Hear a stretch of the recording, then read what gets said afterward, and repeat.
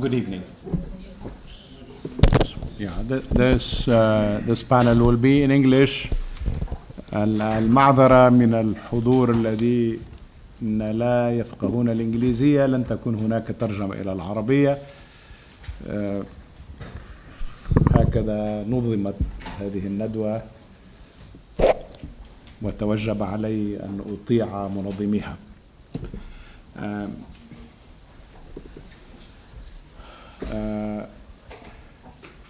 I'm Tariq Mitsu. I will be moderating the session, but I've also been asked to speak. So I'll speak and moderate, so you bear with me.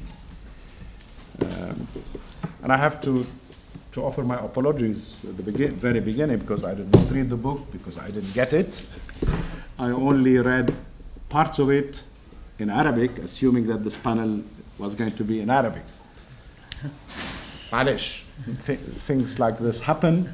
Let me say how pleased I am with what I heard about all of you here, that your presence in our midst, and the effort that this book exemplifies. It's a good, in my view, it's a good reminder of the defining moment of the Arab uprisings. The defining moment being peaceful and civil protests against authoritarian regimes. It's a good reminder to those who tend to see the present realities through the narrow prism of chaos, violence, state failure, internal conflicts, and over sectarianized conflicts, such as Syria. I saw that one of the chapters is called the sectarianization of the conflict in Syria. I beg to disagree with this, but that's another story.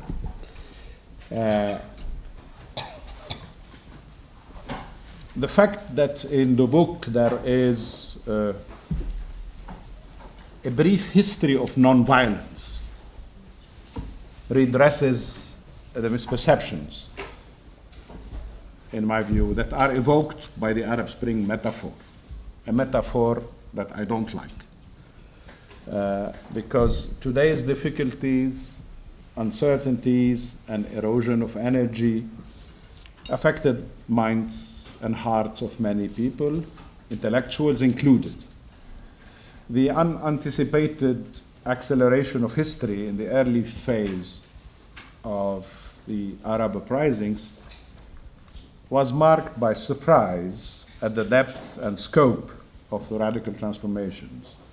People were confident that what was unlikely for decades had become within reach. Coming back to the spring metaphor, it evokes an ephemeral phenomenon as experienced in the year 2000, Damascus Spring, 1968, Prague Spring, and even in the European Spring of 1848, which was also very short-lived. It was described by Benedetto Croce in this way: formidable obstacles which had been previously assaulted in vain seemed to be lifted. The tide of enthusiasm unfolded and carried away everybody, the abhorred despots, first and foremost. Naming in metaphors is more often than not interpretation rather than designation. Today, those who were impressed by the unforeseen transformations resort to the metaphor of another season, autumn. The question of naming is not, in my view, unrelated to the fact that intellectuals, academics, and journalists could not predict large-scale and profound movements for change. There were signs and precursor dynamics that we probably find in the book that were not recognized. Undoubtedly, the surprise effect invigorated many, but their enthusiasm today invites a measure of humility among those who received with joy the blossoming early period of the uprisings. Excitement prevailed over lucidity. Today, disappointment, whether justified, exaggerated, or engineered, yes, there is some disappointment that is engineered, prevails over lucidity. So lucidity is on the losing side, whether we speak about the Arab Spring or the Arab Autumn. More than 6 years after the uprising, more is needed to examine what has happened in a broader historical perspective. Chu Enlai, who was known to be an expert on French history, was asked once about the French Revolution, which he had studied carefully while in Paris. And he replied that it was too early to say a final word about the French Revolution. So mutatis mutandis, it's quite early, I believe, to say a final word on the Arab uprisings. The causes of instability are numerous, largely internal but also external. The manifest ones are attributable to the precariousness of national cohesion, the re-emergence of strong sub-national identities, the rising influence of centrifugal forces, hitherto suppressed, and the absence of functioning states. To be sure, the legacy of authoritarian regimes weighs heavily on political conduct and on the administration of justice, whether we would like to call it transitional justice or anything else. It continues to nurture suspicions and mutual fears and hinders the effort of building state institutions. The shortfalls of transition could not be overstated. The deficit in competence, the inexperience of new political elites, the weakness of political forces with a social base attached to democratic values or aspiring to a democratic order may well explain the volatility of efforts at state institution building. Democratic transition, as it was and is still called by some theorists and within the United Nations, has been more arduous than anticipated, the Tunisian exception notwithstanding.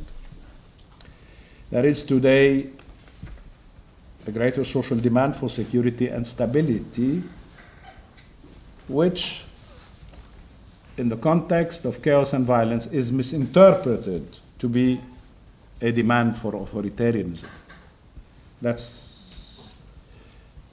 Egypt is a case in point. Egypt is a country, not only Bahrain, where there has been a counter-revolution. The book suggests looking critically on the myth of Arab exceptionalism, the idea that deep cultural influences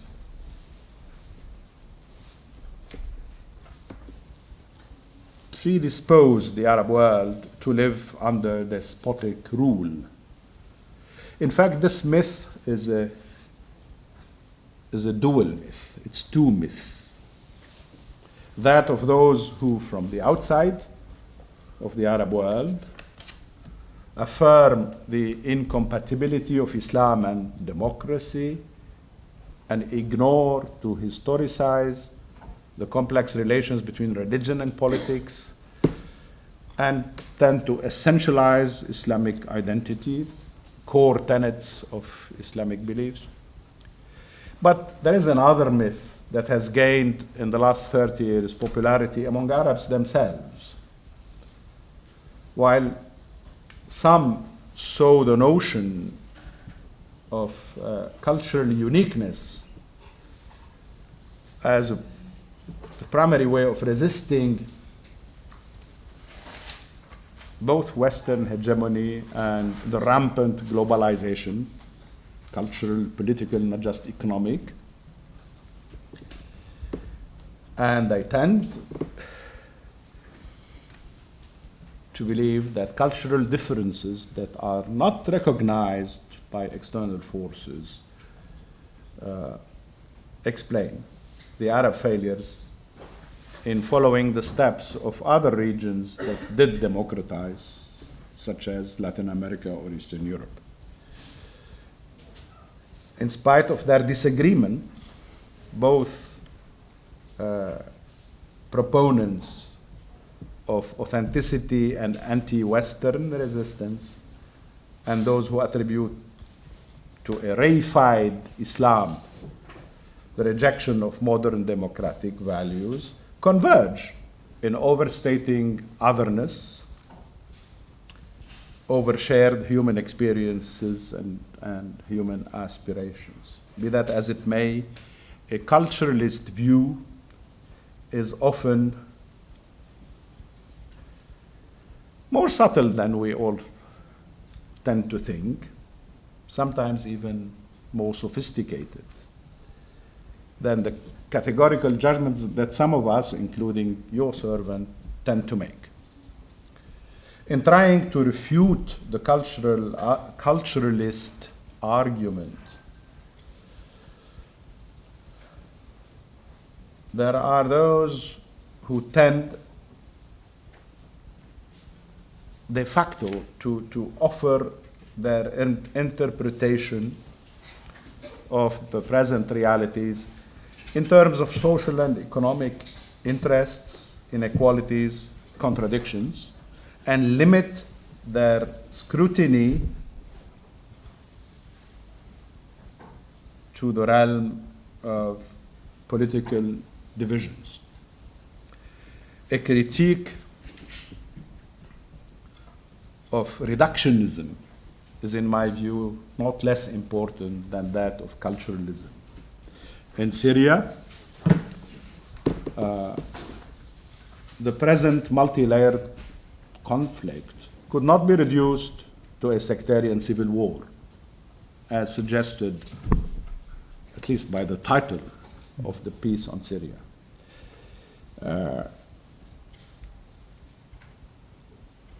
It is not solely a conflict of rural people against city dwellers. It is not solely a regional or international war by proxy. It's all of that and more.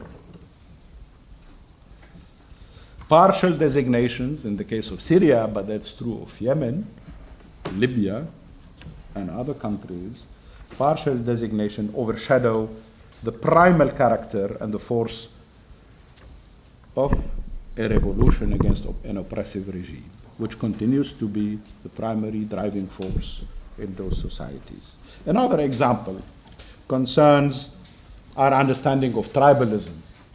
Again, Yemen, Libya, and other countries. Obama called tribalism as an organizing principle in the Arab world. I was in Libya at that time, and the Libyans were outraged. Those political elites who tend to think of themselves as liberal, modernist, secularist, what have you, they understood themselves otherwise and could not accept that they be seen as tribes fighting each other. They were displeased when the tribal dimension, I'm not sure I fully agree with Obama, but when the tribal dimension of local conflicts and power struggle is discussed, tribal dimension is one of, I wanted to say hermeneutical, but let's forget about this word, interpretive keys to understand societal fragmentation in a country like Libya. You can't explain fragmentation only by socioeconomic analysis or political divisions. A third example, and I will finish. A third example is about sectarian, and I'm using one of your the notions in the book, sectarian over-determination of the region, but also the under-determination when it comes to the Sunni-Shiite conflict. Some would go as far as calling it a fault line. I think it does not take much effort to disprove the so-called ancestral hatred that has provoked these conflicts. Quite the contrary, it is conflicts that have reinvented ancestral hatred between Sunnis and Shias. Those of us who've lived in countries where there have been a coexistence, a living together of Sunnis and Shias know exactly what I mean by this. I think I should stop here and promise you that I look forward to read the book. Now, we have another 5 speakers, and I would take you in the order that I have here, if you don't mind, starting with Sir Adam Roberts, who's a senior research fellow in international relations at Oxford University and former president of the British Academy. He's author of numerous works on the role of civil resistance in world politics and also on war, including the laws of war, and on the United Nations. To you, sir. Thank you very much. Is this working, this microphone? It is. And thank you all very much for coming.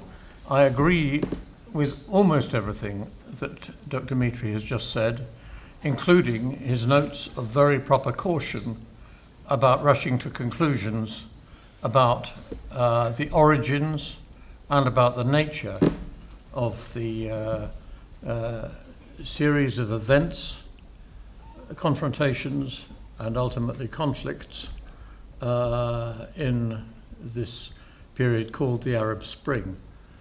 I accept that it's not automatic that Arab Spring is the right term to be using to describe these events, and that many might question that term on one ground or another. But it seems to be a term that has been very widely used and remained widely used, both in the region and internationally. And so even though it may contain some potential faults of the kind you rightly indicated, it seemed to us to be as useful a term as any. And personally speaking, I don't like to get too involved too deeply, still less permanently, in disputes over nomenclature.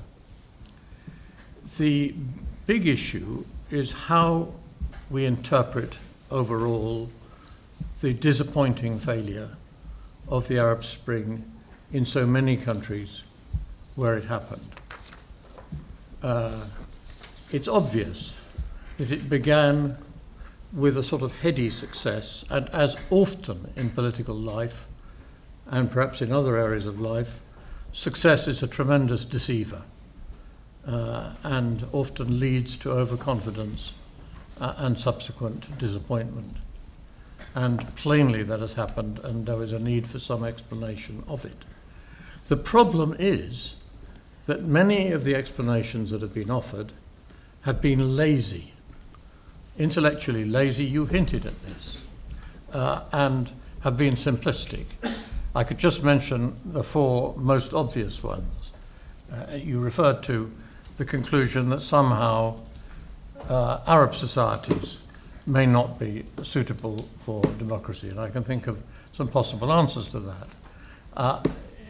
There's also, of course, the second theory that it's something to do with Islam, that Muslim societies are incapable of democracy.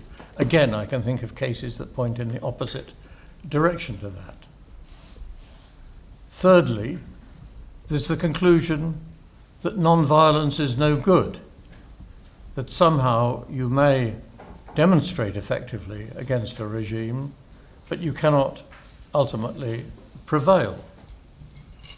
And actually, I think one of the problems of the Arab Spring was that in some respects, non-violent action in the early months was too successful for its own good, led to the overthrowing of a number of regimes and to a belief somehow, therefore, that the slogan of the people demand the removal of the regime could be generalized, and that ran into all kinds of problems.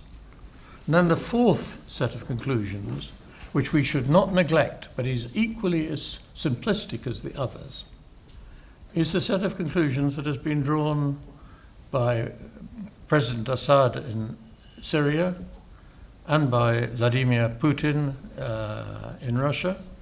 And that's the conclusion that all these color revolutions, all this civil resistance, the so-called Jasmine Revolution in Tunisia, etc., is all a Western plot, is all cooked up by Western institutes or intellectuals. Luckily, I've escaped blame in all of this, but that's just the luck of the draw. Others have been accused of plotting these revolutions.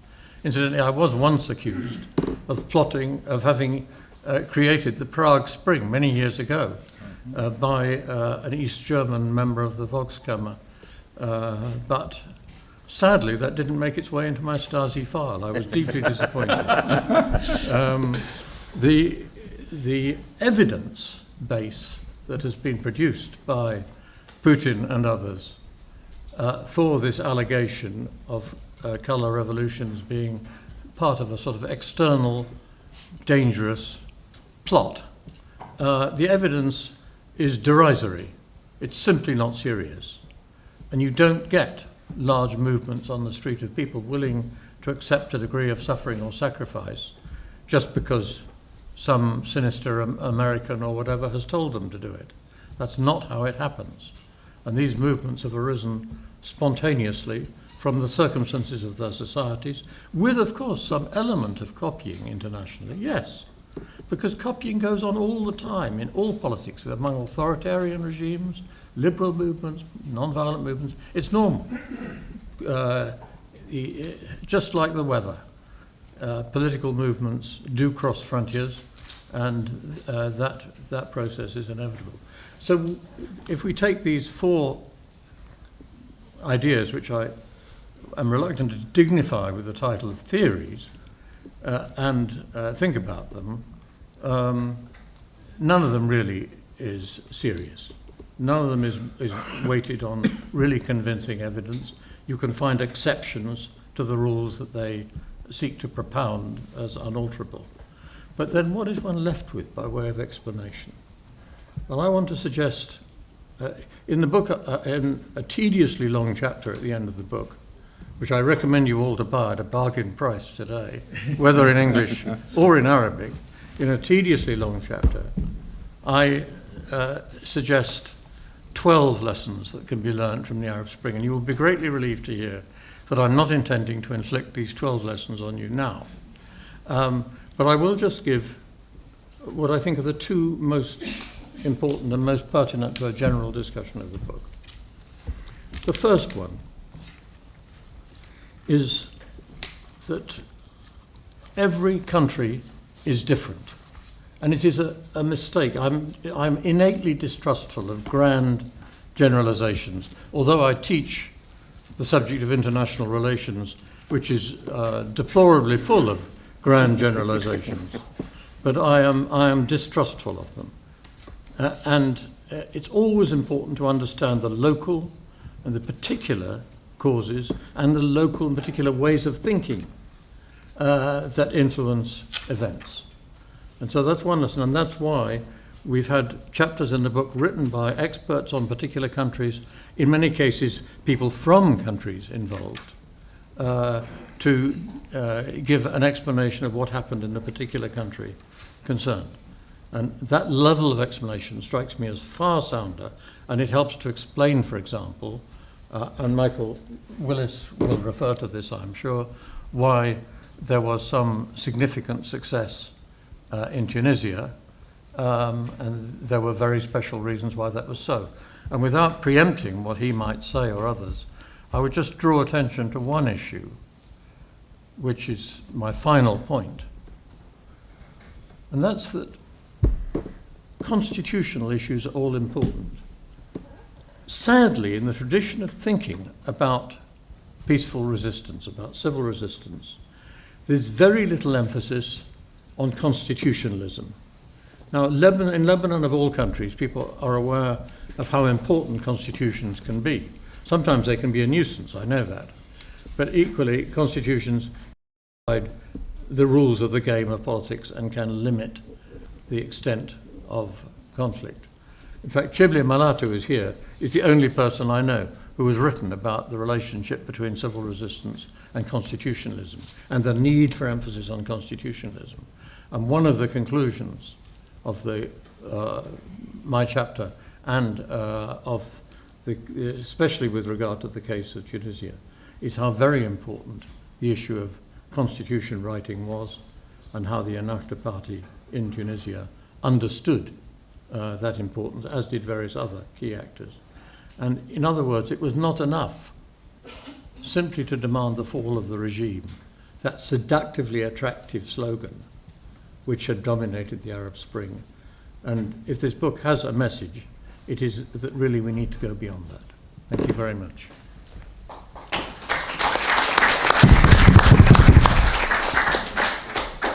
Thank you. Second speaker is Mr. Edward Mortimer. He's a distinguished fellow of All Souls College in Oxford. His books include Faith and Power, The Politics of Islam. He was also Director of Communications to the UN Secretary General Kofi Annan. To you. Thank you very much. The microphone working? Yes. Good.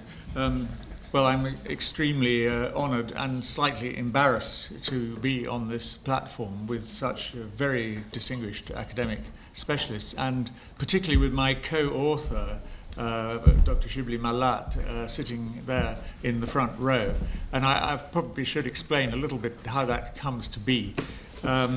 I was a journalist for most of my life, and I happened, more or less by chance, to find myself concerned a lot with the affairs of this region, and became, from at any rate, the early 1970s onwards, fascinated by it.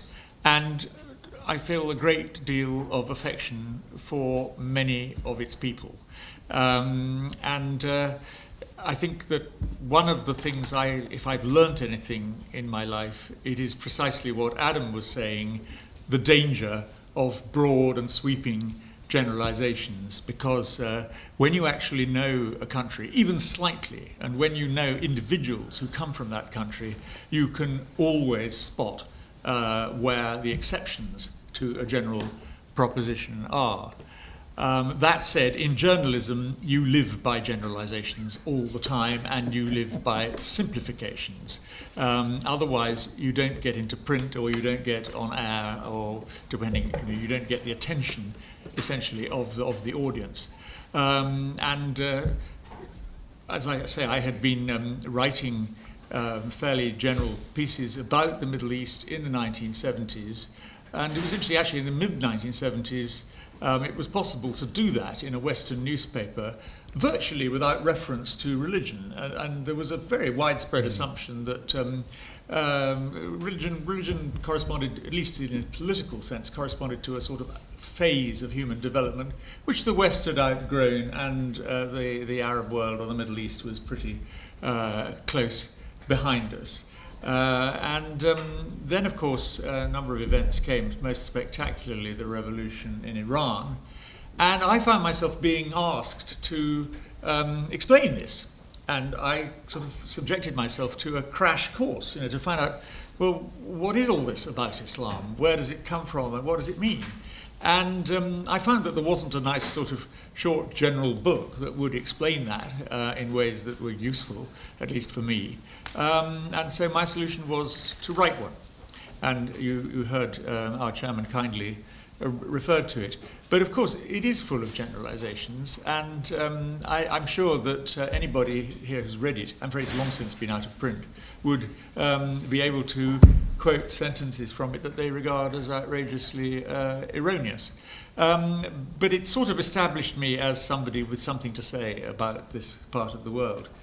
And when Adam and Michael and Timothy Garton-Ash, who's also a very good friend of mine, decided that the events, call them spring or what you will, that were going on in the Middle East in 2011 and 2012 merited a book specifically about the role of civil resistance in these events, which is a kind of companion or sequel to an earlier volume that they had compiled on the whole story of civil resistance from I think it was from Gandhi to the present, and the present at the time was about 2007 or 8 or something like that.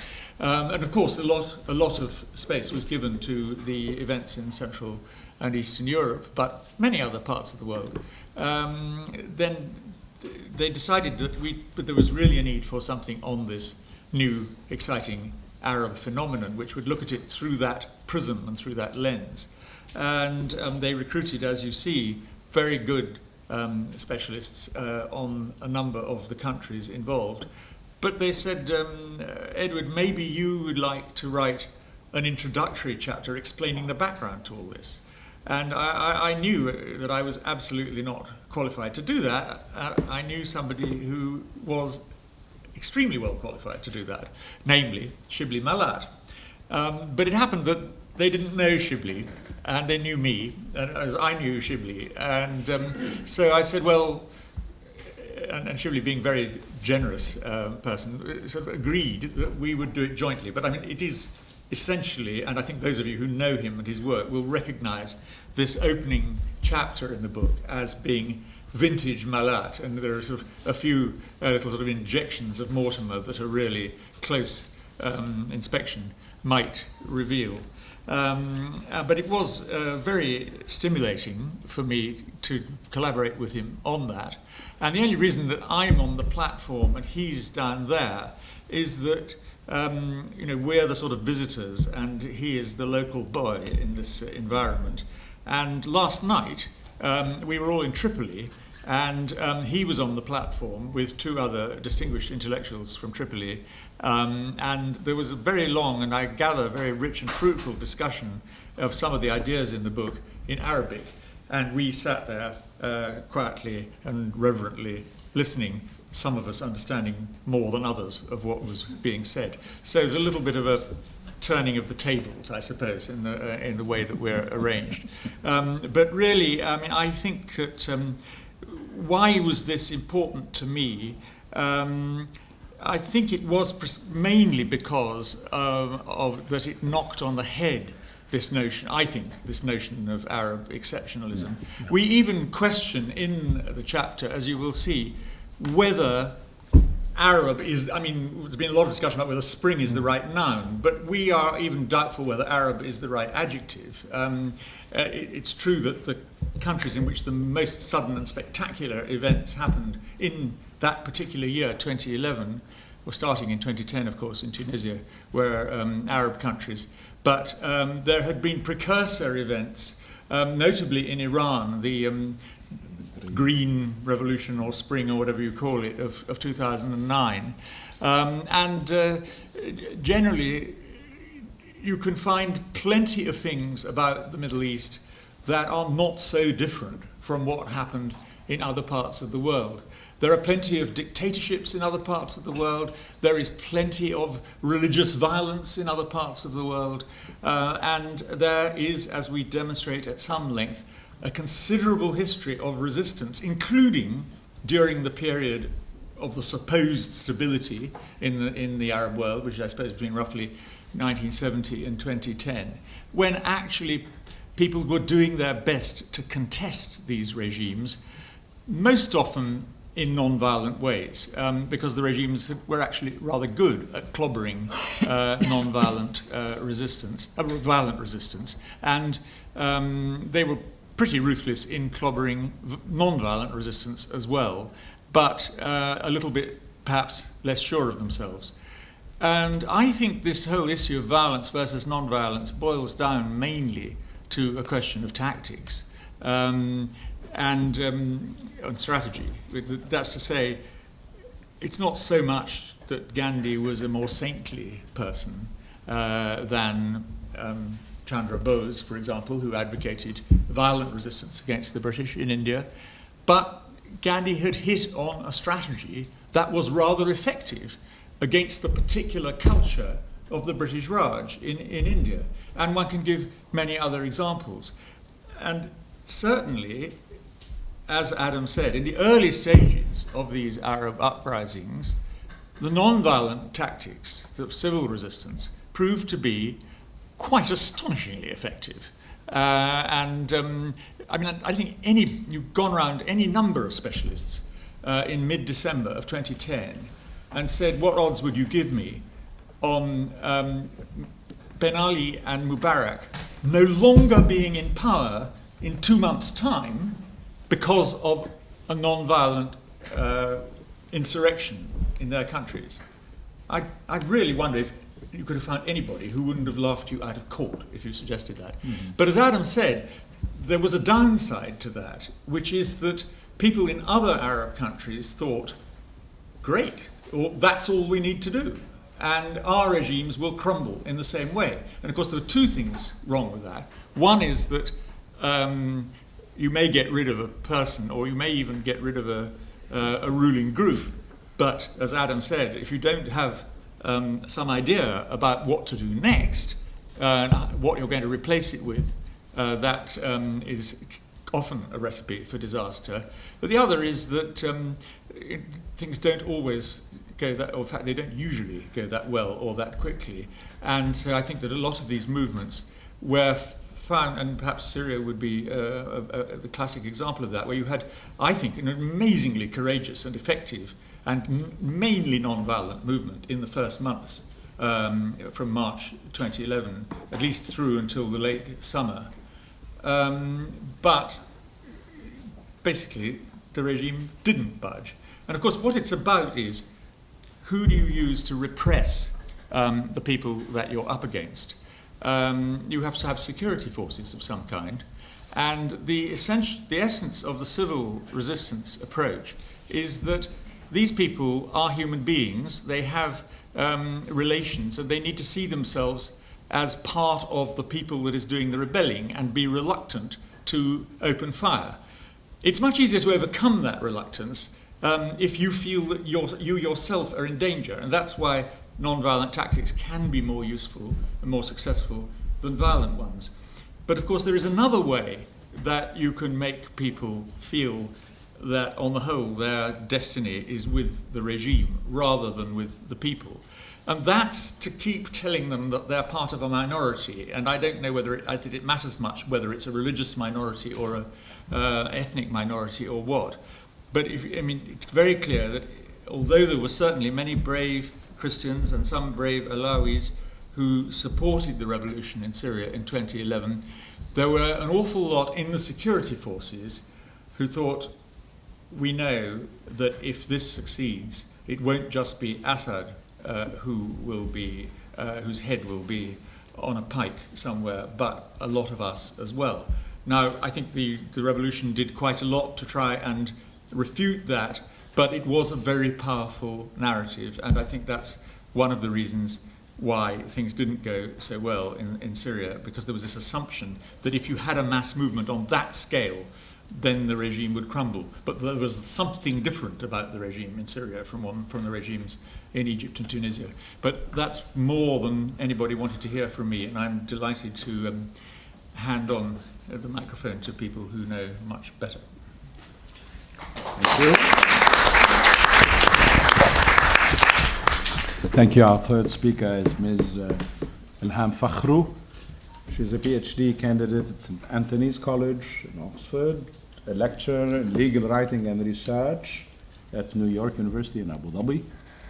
She was previously lecturer in international human rights law at the University of Bahrain and a researcher within the International Institute for Strategic Studies and with the Bahrain Independent Commission of Inquiry. Thank you. Hi everyone. I was also, in addition to this, a student at AUB once, so it's really nice to be back. And thank you for hosting us. Thank you. So Bahrain is often thought of as one of the forgotten cases of the Arab Spring, or at least one of the ones that hasn't received much coverage. So the purpose of my contribution to the book was to provide a chronology of the events that took place there, and also to draw out some of the thematic aspects of that. So there are several themes that stand out in particular to me in the context of Bahrain's uprising, and that's the role of state violence in spurring civil mobilization. So mobilization taking place as a response to violence by security forces. The second theme is the role of trade unions as major sources of mobilization. So what I show is that mobilization came from multiple sources, so including from official political parties and organizations, from kind of youth grassroots movements that emerged in 2011 with no clear leadership, but also from established leftist labor movements. A third theme that I discuss is the role of state media in deepening the crisis, especially through its depictions of opposition supporters as driven by sectarian motives and driven by outside powers. The fourth theme in Bahrain's case is I think it's one of the examples as well of direct external intervention from outside powers and the role of that in shaping local events. And finally, the extent of the crackdown on civil society and its long-term impact, especially today. So I'm going to quickly just run through some of the chronology to draw out some of these ideas. So as in many of the other Arab Spring countries, activists were inspired by events in Egypt and Tunisia and called for a day of rage in Bahrain. Mainly it was to voice demands for constitutional reform and greater popular representation, which had been made over the past decade. And on the first day of protest, the turnout was fairly low. It was just a few dozen people here and there. It was the death of a young protester on the first day that really sparked things. And at his funeral on the second day, thousands of people came out and poured into the Pearl Roundabout and maintained a vigil and a sit-in there. And that was really the start of Bahrain's Arab Spring. 3 days after this happened, security forces cleared the roundabout and killed 3 civilians. And this further took the country into this cycle of sort of demonstrations and crackdown and demonstrations and crackdown. And so the protesters came from diverse backgrounds. So some were youth opposition supporters. Some came from the largest opposition society, which was Shia. Some were from leftist and secular opposition societies. And some of them were just ordinary people who wanted change and who were, again, very optimistic and felt the whole spirit of the Arab Spring, as my colleagues have discussed. On the day, on February 20th, the General Federation of Bahrain Trade Unions, which is the sole umbrella organization for all of Bahrain's unions, representing more than 70 unions and 33,000 workers, called for a general strike to take place in protest towards the clearance of the roundabout. And faced with this escalating crisis, the Crown Prince appeared on national television and called for a national dialogue. On the day of the strike, the unions went ahead with this, and it attracted support from many professional organizations. So the National Airline, the National Aluminium Company, the Petroleum Company, the Teachers Society, Engineers Society. And an estimated 80% of the workforce either didn't attend because they chose not to, or they couldn't access their workplace because the roads were blocked. And that same week, there was the first major counter-demonstration under the banner of national unity organized by a Sunni cleric, and this essentially came to act as a counter-mobilization of pro-government supporters. And in terms of numbers, this attracted around, official numbers put it at 50 to 300,000 people. It's probably closer to 50,000 people. So the numbers at the initial protests of pro-government and sort of anti-government were quite large for Bahrain. And in this context, there were continued calls for dialogue, but the opposition largely did not respond to these calls and instead demanded reforms to be implemented. So they demanded a constituent assembly to draft a new constitution instead of going into dialogue. And on March 14th, this is one of the most important dates, this phase of mobilization came to an end as GCC Jazeera Shield forces crossed the causeway into Bahrain, and the king declared a state of national safety. The Pearl Monument in the middle of the roundabout was razed and protests were banned. And that marked the beginning of a phase of widespread retribution, not only against opposition leaders and sympathizers, but also against the heads of the unions and the teachers and the engineers who had been active in the strikes. A total of 2,464 workers in the private sector and 2,075 workers in the public sector were either dismissed or suspended, amounting to about 1.5% of the Bahraini workforce. So very disproportionately hit. And during this period, I think one of the themes of the book is kind of acts of creative civil resistance. So a lot of people took this on, and people did all sorts of things. One of them was chanting on the rooftops at night because they weren't really allowed to protest. In June 2011, the state of national safety was brought to an end, and the king announced the creation of the Bahrain Independent Commission of Inquiry to investigate what took place. And the commission issued a report making a series of recommendations for reform. And some of these have been implemented, but there have been many shortfalls, and I think mainly in the area of accountability.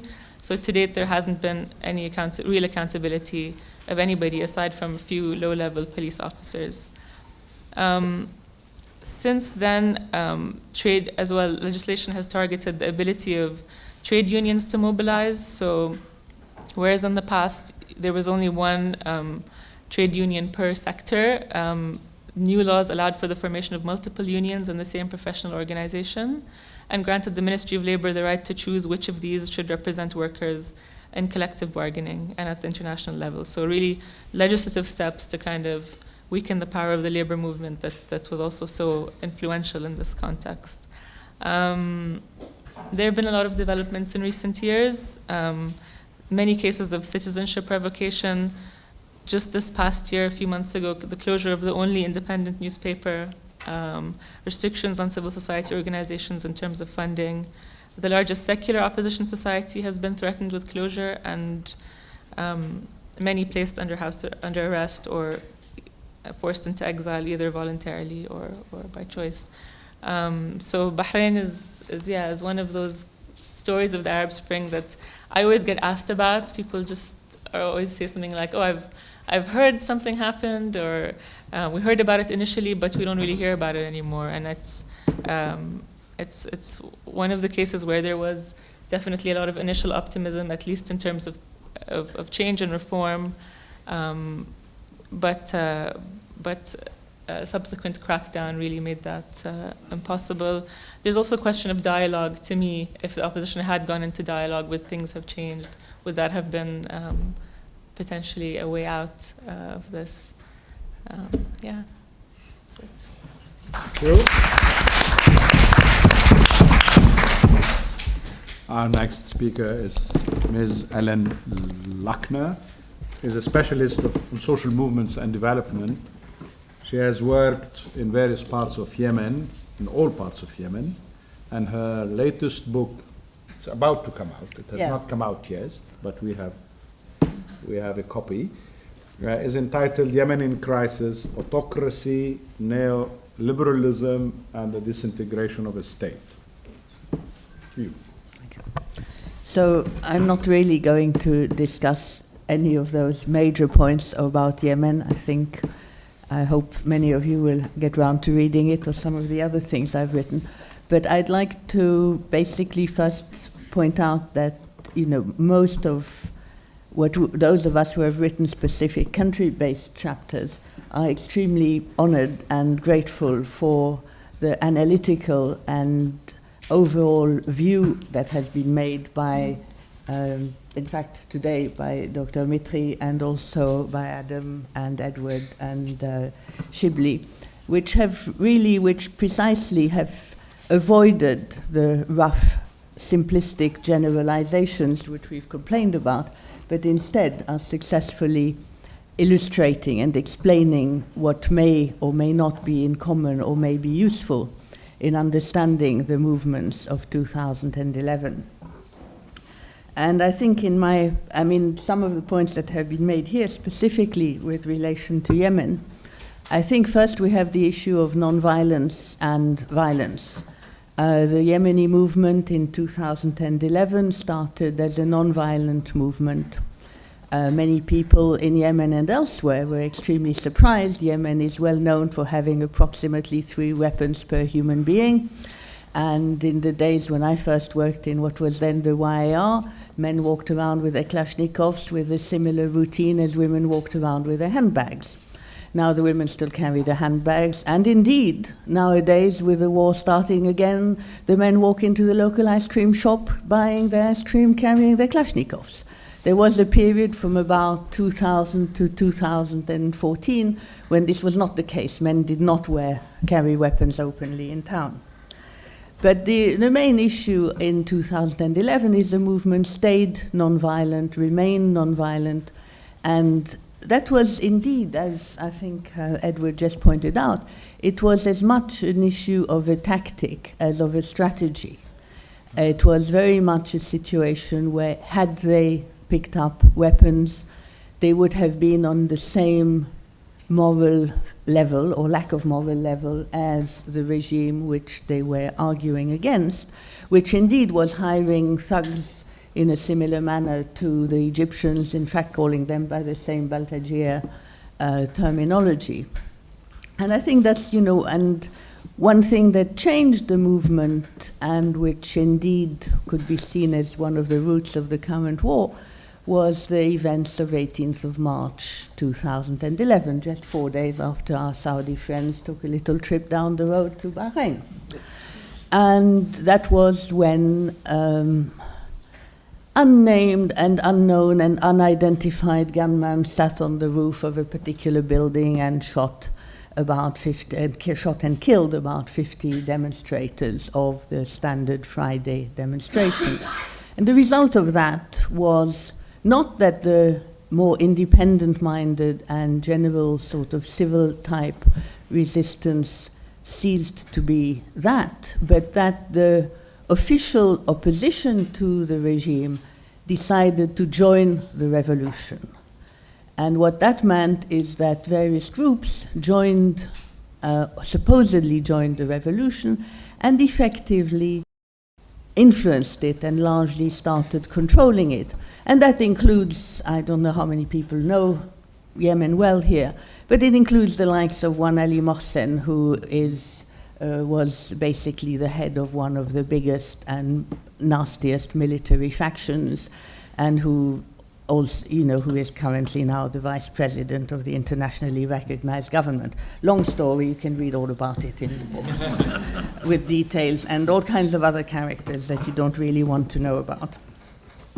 So I think that is, one of the issues. Another issue, of course, is, as I forget, one of you pointed out, is the whole issue of institutionalization. The movement was very widespread, included a wide range of people with very, very different views. And there was, everybody agreed, Ali Abdullah Saleh Erhal, but nobody had the next program. And talking to some of the young revolutionaries who were out there, I was saying to them, what's your plan?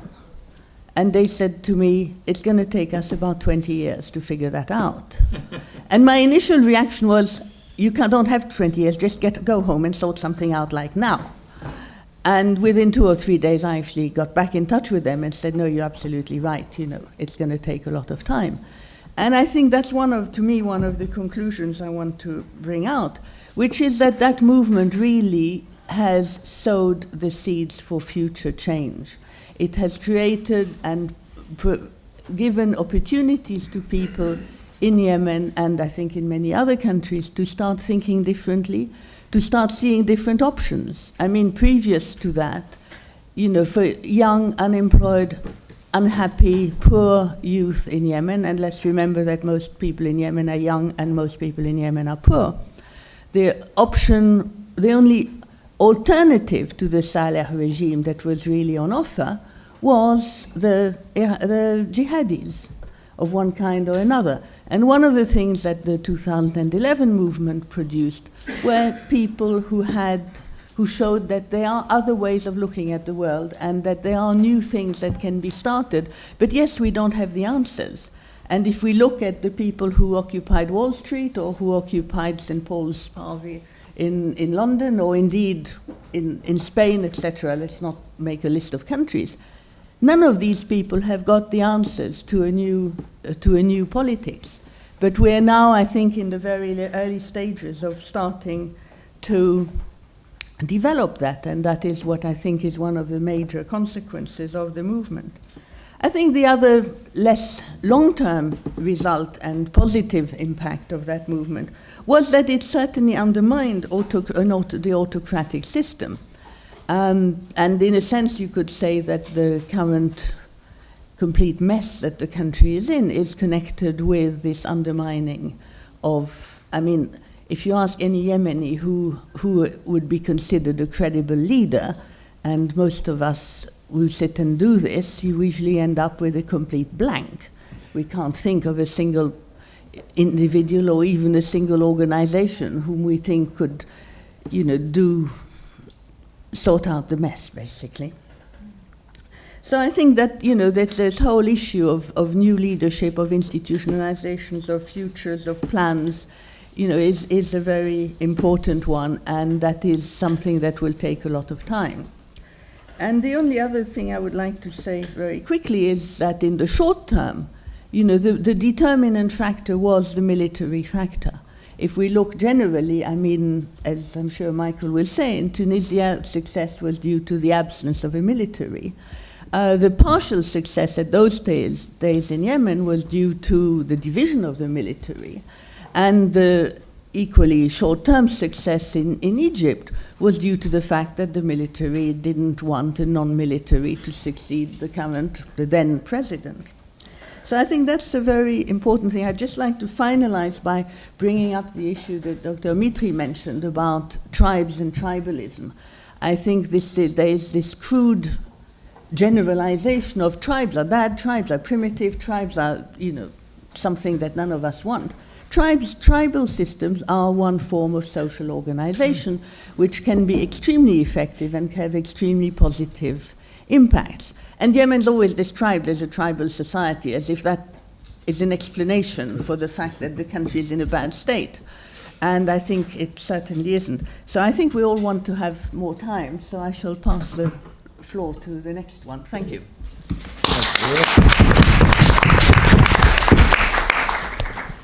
Thank you. Our last speaker is Dr. Michael Willis. He's a King Mohammed VI Fellow in Moroccan and Mediterranean Studies at Oxford University. He's taught politics at Al Akhawain University in Ifran, Morocco. He's author of Power in the Maghreb, Algeria, Tunisia, and Morocco, from independence to the Arab Spring. Thank you very much indeed, and thank you very much again for inviting us here. I contributed and wrote the chapter on Tunisia in the book. I also wrote a small part of the chapter on Morocco, the rest of it being written by Driss Maghraoui. And I found that interesting, and comparative politics is an interest of mine, is here you had two sorts of cases that we look at in the book. You have the Tunisian case, where non-violent resistance was extremely effective in bringing down the departure of Ben Ali and the regime in Tunisia. And one of the things I look at in detail in my chapter was what I liked about when Adam Roberts and Tim Garton-Ash approached me about being involved in a new project on a book on civil resistance on the Arab Spring, was looking at the Arab Spring through this particular lens. It makes you ask certain questions. And the question I asked on Tunisia was, why was there so little bloodshed in Tunisia? How did you get regime change on the back of between about 250 people being killed? 250 people too many, but compared to what we've seen across the region, in Libya, Egypt, Syria, Yemen, etc. This was a tiny number, and I looked into that. At the same time, the case on Morocco, which was equally non-violent, and most of the violence that occurred came from the regime, was actually seen to be, did not achieve its objectives. It certainly seemed initially that the regime had reformed, and that certainly took a little bit of the wind out of the protest movement.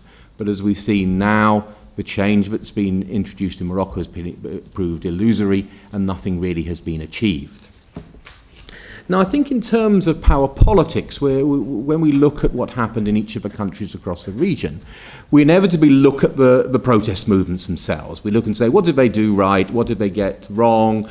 If they'd done it like this, if they'd done it like that, would they have done this, if they'd had that method, if they'd that? I think actually in the cases of Tunisia and Morocco, it's much more instructive to look at what the regime's responses were.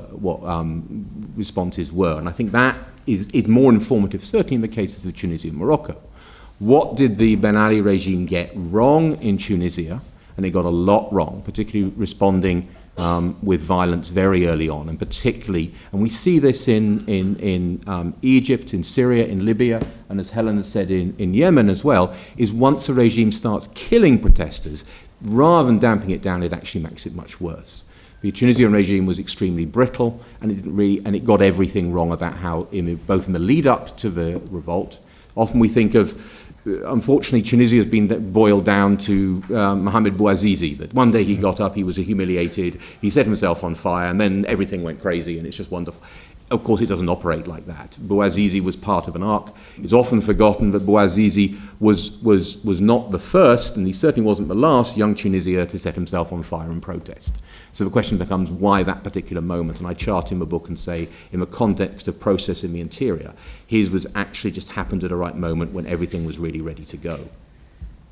So there's that side of things, and also in Morocco, which I think is a very good case study, and I think there's research to be done on it, on how the regime was able to undermine and outfox the protest movement.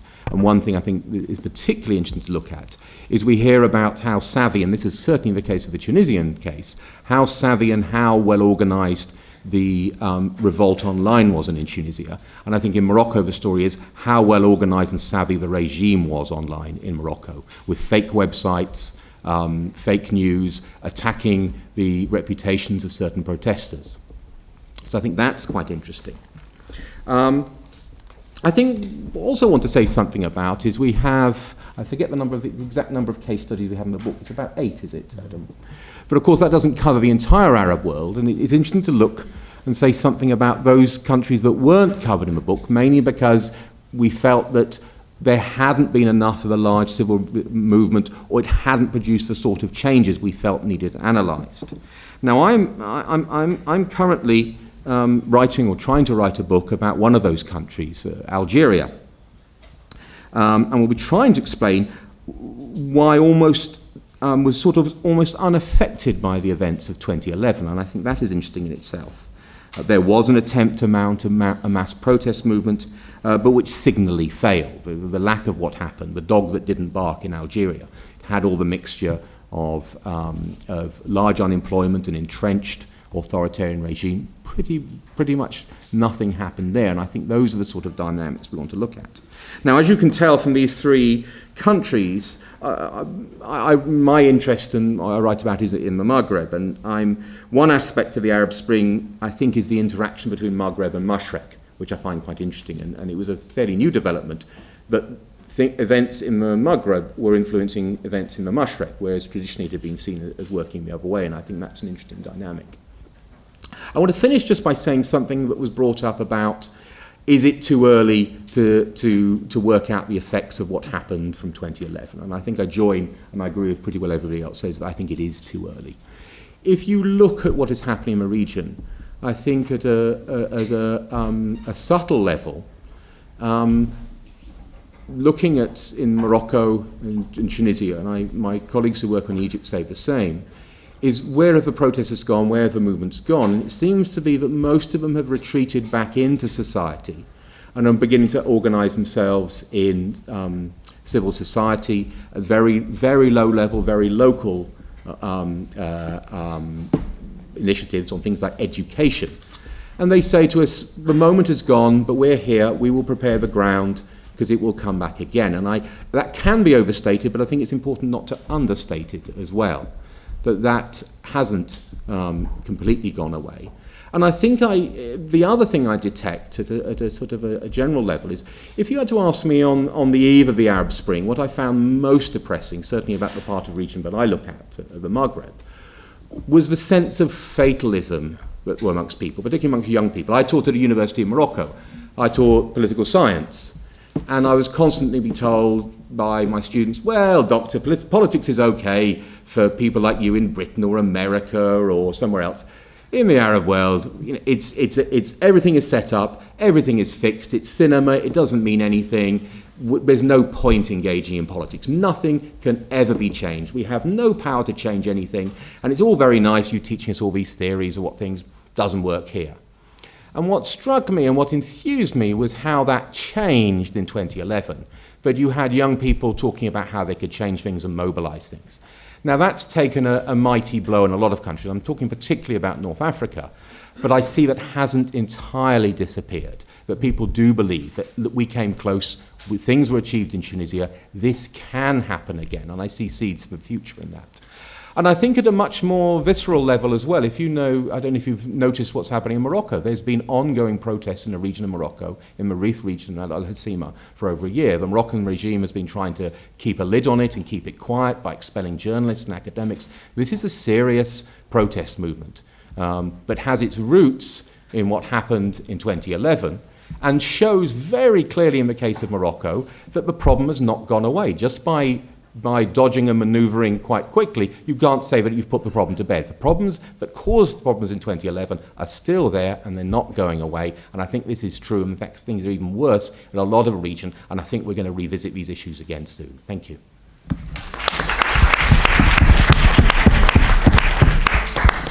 Thank you very much indeed. As you saw on the poster, this panel has been co-organized with Amnesty International, and I thought that before opening the floor for questions and answers, comments, and I would like to ask Lynn Malouf, who is the research director for the Middle East in Amnesty International, to say a few words. Yeah. Thank you. Thanks. Thank you all for your comments and observations, and I know that as soon as I'm going to get off this chair, I'm going to go right there and get a copy of the book. I'm really looking forward to reading it. It's refreshing to hear observations that take a step back, because within Amnesty, we feel that we're in the bowels of everything that's been going wrong and everything that's gone wrong. And we are deeply engrossed in the various levels of manifestations of the violence. And it's becoming increasingly difficult for us to work. In the Gulf, for instance, this past year, we've really focused a lot on the situation, the crisis situation in Bahrain. But on the other hand, with all of our efforts, us and human rights organizations and different partners, there is no more, we don't really elicit any more response from the international community. It's just mooted. And this makes it increasingly difficult for us. Countries like Yemen, we can no longer go to them. Because of pressure by the Saudi coalition on UN bodies for human rights organizations to be in the country. We go to Cairo, to meet with Yemenis who were able to flee after having been detained and tortured in detention centers run by the UAE forces. Syria, since the fall of Aleppo, there is a very strong sense of despair. It's true that if you want to take a step back and think that what happened in 2011 will have deep and longer term effects, today, where we are today, it's very difficult to have arguments for the people that we speak to every day to persuade and convince them and us that this breath has to be sustained for long-term change. It is becoming increasingly difficult. We keep talking about the shrinking of space. Our main interlocutors are detained, they're in jail, Nabil Rajab, Issam Fares, Ahmad Mansour in the UAE. But on the other hand, what we do see is also an mobilization and activation and awareness of human rights values, human rights standards, greater capacity to do advocacy by groups in Yemen like Muatana, who just, one of the meager points of success for us in the past few months was the snatching of a UN resolution right now that would allow UN investigators to go on the ground and investigate some of the crimes that we've been documenting and which we consider to be to amount to war crimes. These are very, very small measures of success that we latch onto at this stage in time, which is the short term after the 2011 protests. So it was good for me anyway to hear these observations, taking a step back and looking forward, much forward in the distance. Thank you for being here. Thank you. Thank you, Lynn, for your words, but also and primarily for the good work you're doing in spite of all the disillusionment, the discouragement, uncertainties, suspicions, and fears, and in spite of the return of repression in countries like Egypt and others. Well, the floor is opened. Questions, comments? Introduce yourselves, please, and try to be short. Ken? Hi, Ken Seniori from KSAR. There's been a lot of talk about the repression of the civil resistance movements. I'm interested in the civil resistance movements themselves without denigrating these movements at all. In fact, I'm quite sure that most of them, if not all, were spontaneous movements at the beginning. But I'm also fairly sure that from the model of the color revolutions in the early 2000s through the March 14th movement here into the Arab Spring, what's called the Arab Spring, is that there was also a great deal of consulting going on at some level to the civil resistance movements. And out of respect to these movements, I would like to have some clarity on that. In other words, I'm sure you're aware of the think tank at the University of Belgrade and the text that they produced. I think it's called Nonviolent Resistance. You can find it free online in English, Arabic, Farsi as well, because it was a fairly important group in 2009. And so my question is, at what point do these spontaneous movements that are based on human rights and are responding to situations of oppression, at what point do the consultants come in?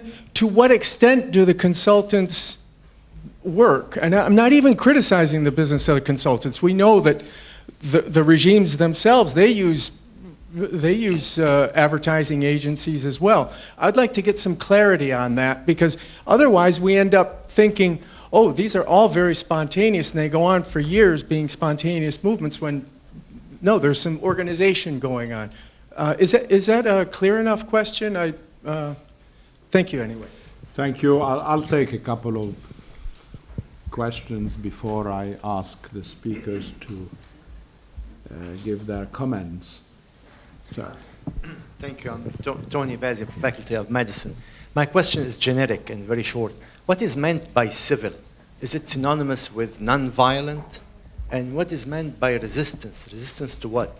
Is it meant a movement instead of a revolution? That's all. Thank you. تفضل.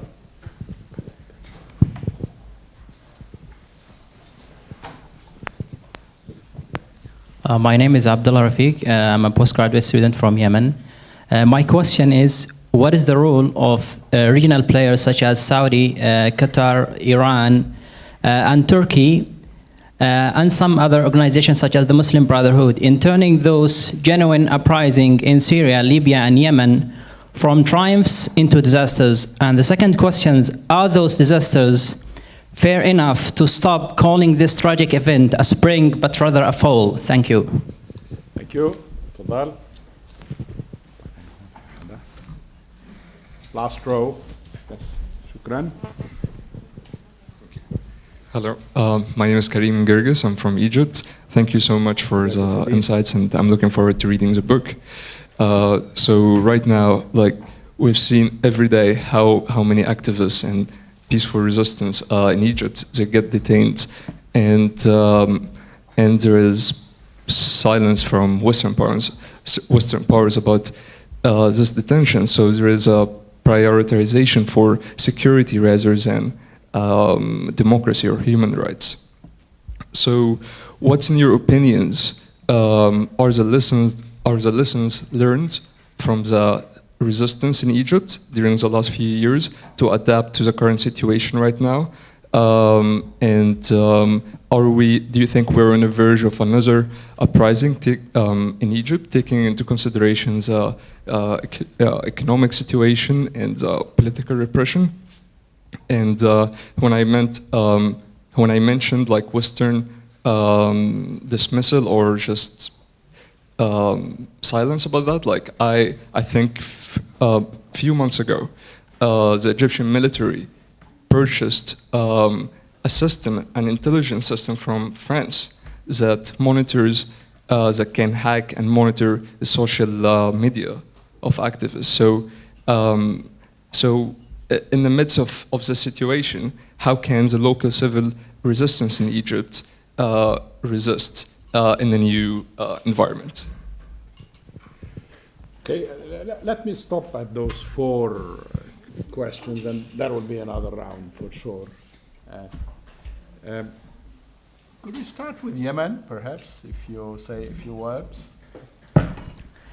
Well, I think on the issue of foreign involvement, I'm glad you brought it up because it's something I'd planned to say something about and I forgot. I think in 2011 the involvement was quite minimal, but I think today, obviously, it is a major impact. It has a major impact on the situation. But I also think the issue in Yemen is you have an internal war, a civil war, on which an external intervention is superimposed and has transformed the civil war and made it very dramatically worse.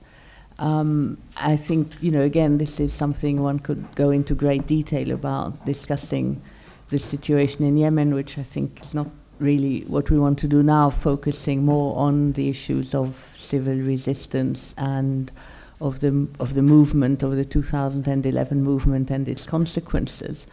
And I think on that I would just say that I think the movement, the remnants and the underground movement, in a sense, of people still having an interest, is something which does still exist in Yemen. I know a lot of people who actually have given up and who basically just try and survive in the current situation. When you are, just to say it very briefly, you have 20 million or 21 million or 27 million people who are in what's known as food insecurity, in other words, hungry. and of whom 7 million are on the verge of starvation. So you can understand that maybe people's priorities right now are just actually staying alive and coping with extremely repressive regimes and organizations that are operating throughout the country in different ways. So I think that's really all I can say. Thanks. Thank you. Any one of you would like to reply to Dr. Seigneury, the first question? Yes. The question was very well put, and the question of whether external involvement adds up to something sinister or not is not easy to answer.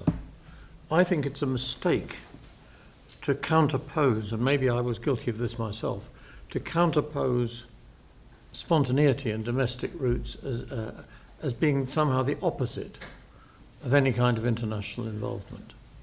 Because, as I did try and say, it's entirely normal in any realm of politics, whether you're constructing socialism or concerned with democratic constitutionalism or any other ism that you like to mention, it's entirely normal that there be a mixture of local concerns and international interests. The problem is in an era of superficial interpretations, fake news, and frankly false prophets like those who make prophecy, cheap interpretations of what goes on are common. And let me give you an example of international involvement that seems to me to be a case where it's hard to argue with the role it played.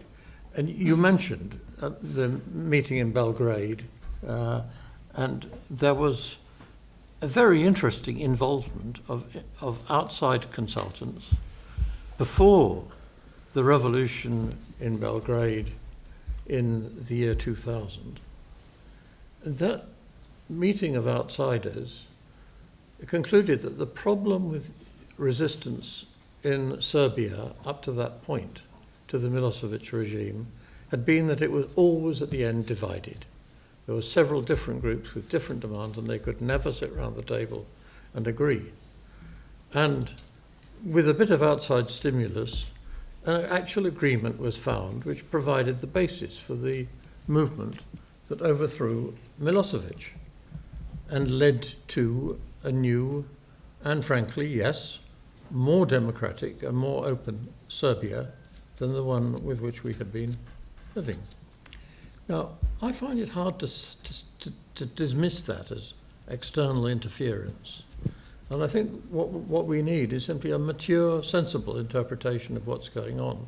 And we're not getting that, either from the hysterical version that where Putin makes out that this is all puppets on a string from outside. Or Assad. Yes. And nor are we getting it from those who assert, perhaps a little bit too primly, that this is all entirely local with no international influence. I'm in favour of simply being a bit mature and realistic about these things. And I have to say that sometimes we could have done with a bit more external consultation. I can think of times when movements, having focused, as overwhelmingly happened in the Arab Spring, on symbolic action in significant public spaces. Elham mentioned the Pearl Roundabout in Bahrain, and all the other cases, Tahrir Square in Egypt and so on. It is sometimes rather important to know when you've done that, finished it, and it would be wiser to end it. And that was certainly true of Tiananmen. A big demonstration in a public space is not the only form of civil resistance. Many forms can go on more quietly and pose less risk of public repression and violence than the huge symbolic occupation of a public space. And maybe sometimes outsiders present would have been able to give that advice.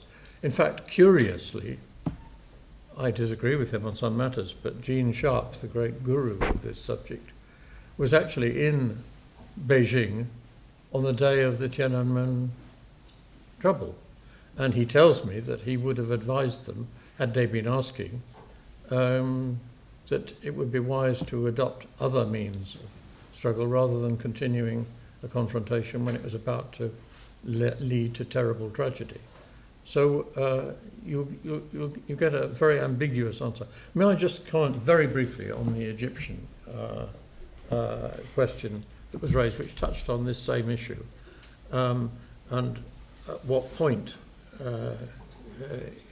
in that question it was asked, do demonstrations need to yield to or to be changed to something else? And I want to begin just by paying tribute to the author of our chapter on Egypt, Sherif Bassiouni, who died, sadly, on Monday of last week. He was, of course, a famed international lawyer, and Enhan Farouk mentioned his work on the Bahrain Commission. And indeed, Enhan, I think, worked on that commission in respect of Bahrain. And Sherif Bassiouni was an interesting figure because he had more than one string to his bow. He was interested above all in legal issues. He was an international lawyer, an Egyptian, but also saw the significance of the events in Egypt, but recognized that there is a problem with viewing the demonstrations as themselves a font of legitimacy. And one of the problems was that the regime could perfectly well also whip up a demonstration and claim its legitimacy. But there were others as well, and he thought that the movement needed to go beyond that one form of action and be able to take other things as well. Just one thing to add on the issue of consultancies. Having looked at the Tunisian case, I found no evidence that I could of involvement. The conspiracy theories about the origins of the Tunisian revolution fall apart, and I go into the in my chapter, is because things moved too quickly. There just wasn't time for manipulation. And where the revolution begins, and I guess Tunisia is the original one that then begins to inspire elsewhere, so I think that's quite important. There weren't connections with outside think tanks and democracy NGOs in the depths of poor rural Tunisia. It just wasn't there. I think what you're referring to, particularly in the case of Egypt, there's certainly prominent individuals who went and spent time at Belgrade and with the various... There may have an influence there. I think that's a long way from saying that these actually had a decisive influence. They may have influenced some tactics, some individuals. My own view is the fact that focusing on individuals misses the bigger story of what was happening, the numbers of people who get involved in this. Yeah, I think I fully agree with you. In the Arab world, most of those who have a conspiratory theory-inspired narrative tend to overstate the role of Al Jazeera. Whether it's in Egypt or in Syria, and then once you mention Al Jazeera as a major actor, instigator, motivator, amplifier, what have you, of those revolts, then you ask questions about Qatar and Qatar's foreign policy. Whom does Qatar serve in its foreign policy? And the imagination of many is wide open by this. Could I add something on that? Please. Sorry, because I actually think this is a very important question, and it seems to me that we're all floundering, with great respect, in our attempts to answer it, because we have no normative framework in which to consider this matter. We sort of say, some people think that the fact that there was a bit of a science of non-violence or civil resistance which had developed, and there's a think tank in Washington that works on that, which Adam knows very well, and that some people, and it included these people in Belgrade that you were talking about, and handbooks and so on have been produced, and I know one or two people who were in Tahrir Square in January and February of 2011 who were indeed in touch with those people. But the question is, does it matter? Why is it legitimate for Britain to supply weapons to Saudi Arabia when Saudi Arabia is conducting a war in Yemen, and not for like-minded people who care about human rights and democracy to give each other some assistance in confronting these unpleasant regimes. At the conference which produced the first book that Adam and Tim Garton-Ash edited on civil resistance from Gandhi to the present, we had a sort of concluding panel in which this issue was raised, and it was suggested that there was need for further work on it, sort of to decide what are the rules in this area? What kind of assistance from people on one side of a frontier to people on another side of a frontier are legitimate or illegitimate? And Adam and I have, over the years, sort of tried to generate a project on that, because it does seem to be necessary. I mean, it's come up recently in the person who's always mentioned is George Soros, and depending on your point of view, he is either a sort of evil genius who is overthrowing governments apparently, for his own pleasure, or he is the sort of ultimate hero of the post-Cold War world, without whom Amnesty International and many other bodies might not be able to function at all. I mean, if I have to choose, I'm slightly more on the second wavelength than the first, but I do think we need to have a bit of rigorous thought about this. If Rupert Murdoch buys a newspaper in Hungary or the Czech Republic or, I don't know, Lebanon, is that an infringement of the sovereignty of that country? What are the rights and wrongs of it?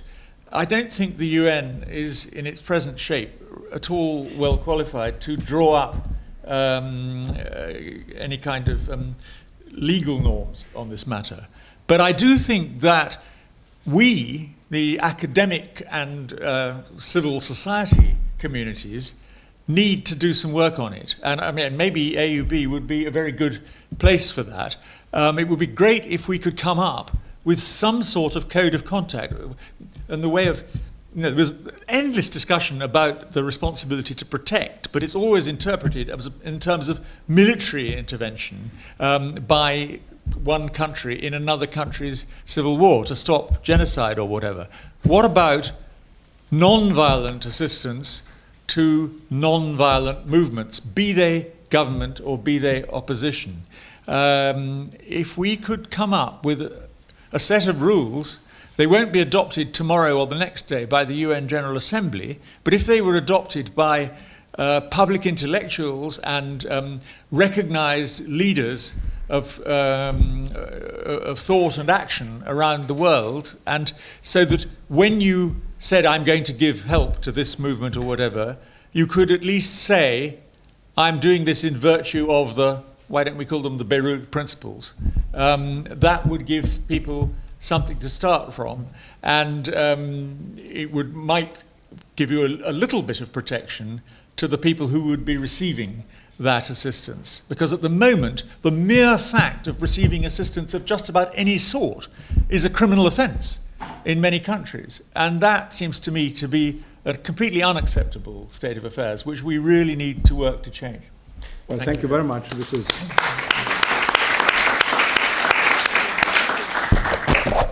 This is a very interesting idea that you're throwing at us. I think we will have to discuss this matter further. This is quite stimulating. Now, there was a question about the meaning of the word civil here.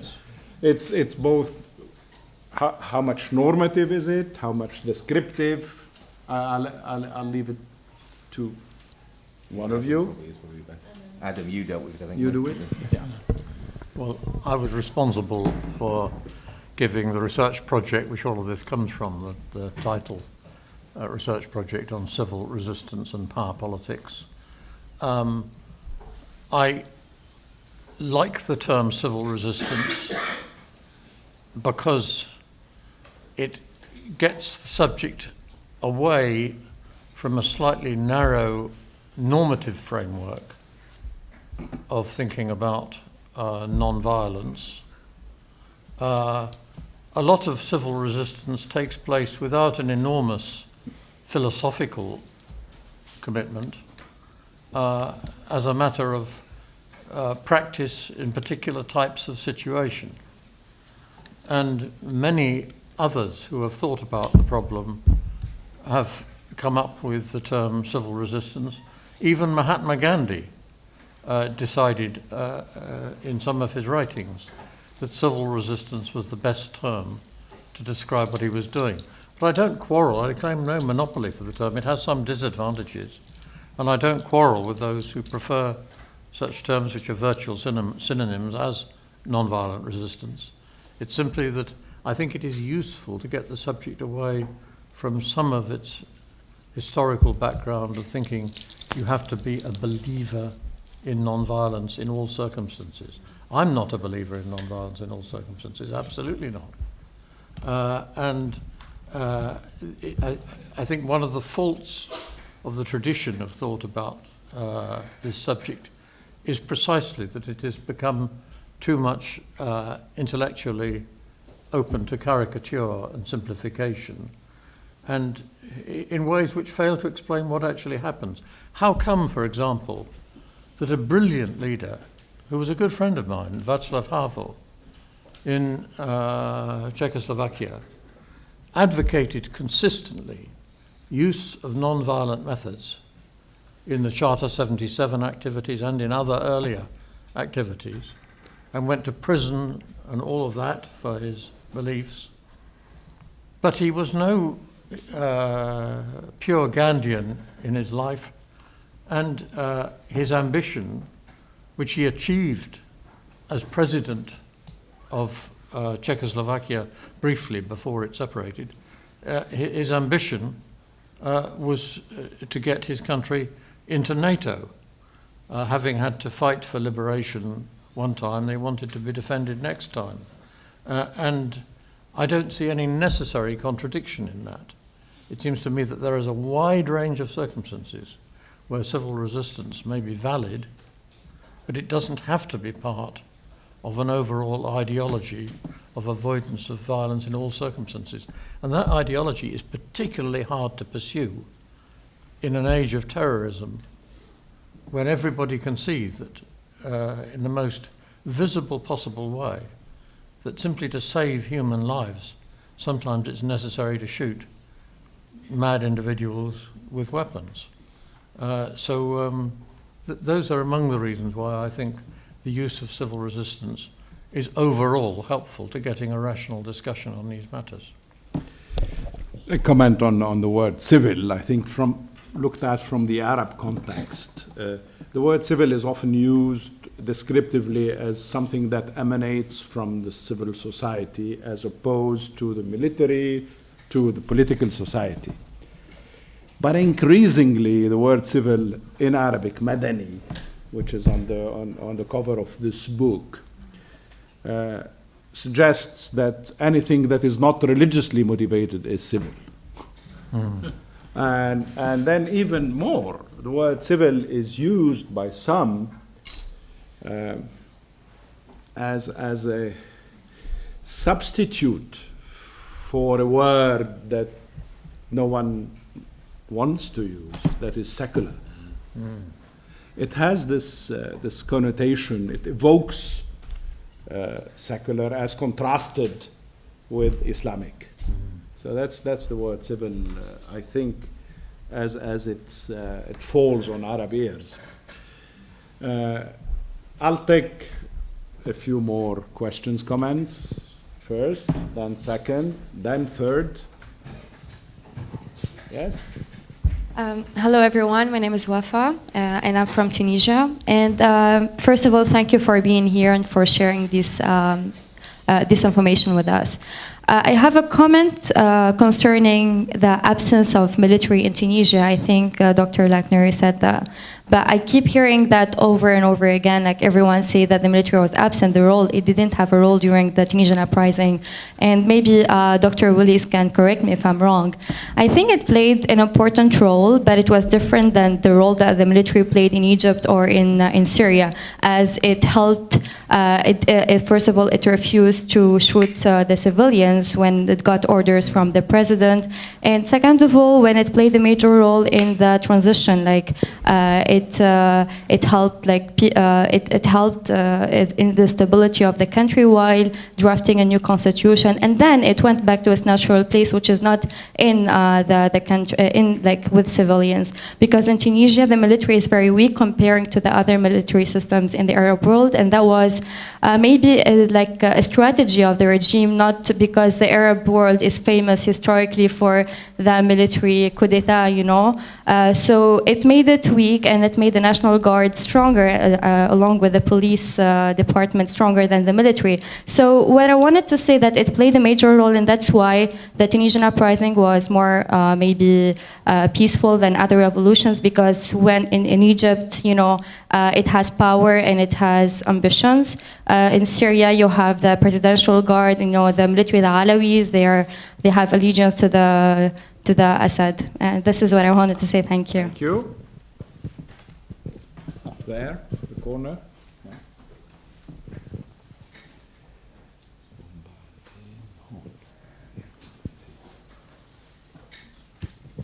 Hi, my name is Nada Gandor-Damiri, and I'm a visiting assistant professor at the Department of Sociology here. And I've designed and I'm teaching a course this semester on civil resistance. And it's really nice to have you here, because I do use some of your chapters in the class, so it's really good to see you live here.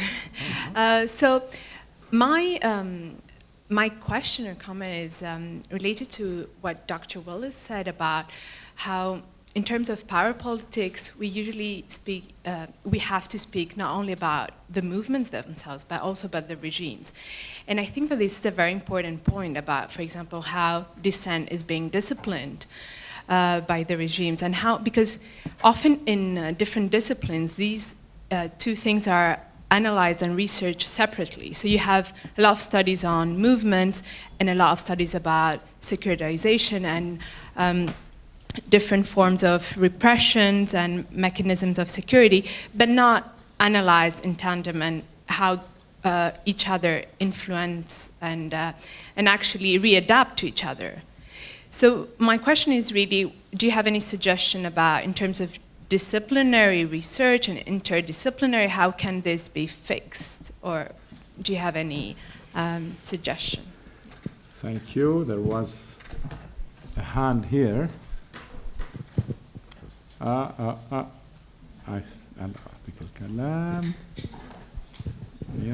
thank you. Yeah. I'm Lauren. And that will be the end of it. So, I'm Lauren from UCLA, California.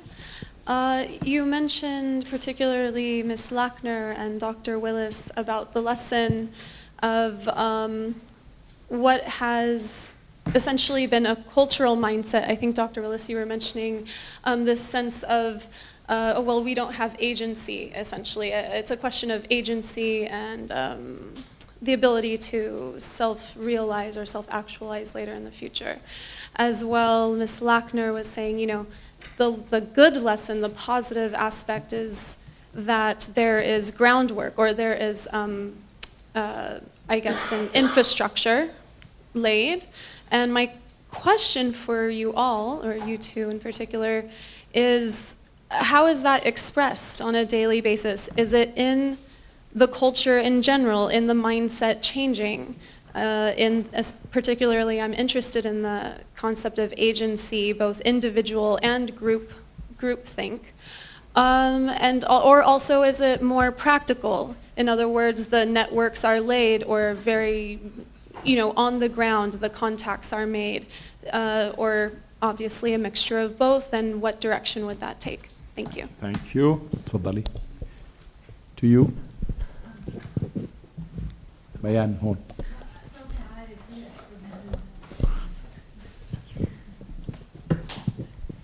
أول شيء بدي أخذ إذن إذا لا أقدر أعبر أكثر إذا تفضلي، فيني أحكي ما في بالعربي. مشكلة. أوكي، كاتب بيروتي من الجديد نيو تي في. نحن اليوم بمنطقة حرب، نحن وور زون مصنفين، نحن شعب كشعب عربي كلنا كل الشعوب العربية عانت من حروب متتالية بشكل رئيسي من إسرائيل اللي هي مع التحفظ على كلمة إسرائيل اللي موجودة اليوم إلى جوارنا. فنحن اليوم أي مقاومة من أي نوع بدها تكون مدنية أو شعبية اليوم بمطرح معين استغلتها إسرائيل وحققت اللي بدها إياه. يعني نحن اليوم رجعنا لورا كتير، يعني نحن أصلا بعد ما طلعنا من مخلفات الحرب، عم بحكي على المستوى الاقتصادي وعلى المستوى الشعبي وعلى المستوى حتى الثقافي والتعليمي، رجعنا وقعنا بنفس المأساة اللي نحن عايشين فيها. كيف فينا نحكي اليوم عن هيك مقاومة شعبية ومدنية بوجه استعمار بين انه نحن في عنا حرب عم تشن علينا اقتصادية وثقافية؟ وما بعرف اذا it's fair enough انه نحن نقارن بالحركات المدنية والسلمية قديما، لانه اليوم الاطماع عم بتزيد، تحالفات عم تكبر، الحرب موجهة اكثر والاطماع علينا، وخاصة انه من بلاك ووتر لليوم لداعش. هذا الشيء بعتقد بترجم انه نحن اليوم ما بقى في شيء اسمه مقاومه مدنيه وما بقى في تحرك عفوي، بغض النظر عن اللي صار بتونس. هذا يمكن كان ببدايه المرحله اللي نحن شدناها كان استثناء. فكيف فينا اليوم نترجم هيدا التحركات بوجه هيدي السياسات الاقتصاديه اللي هي اكبر من كل، يمكن في محل في بقلبه يأس توصل انه قد ايه قادر عن جد هيدا الشعب يكون في عن جد شيء اسمه مقاومه مدنيه بوجه هالهجمه الغربيه والاسرائيليه اليوم. ما بعرف اذا قدرت اوصل الفكره. If I got you correctly, then I will say you emphasize the fact that we live in a war-torn region. We have had wars, succession of wars. Not the least are the wars waged by Israel against our peoples.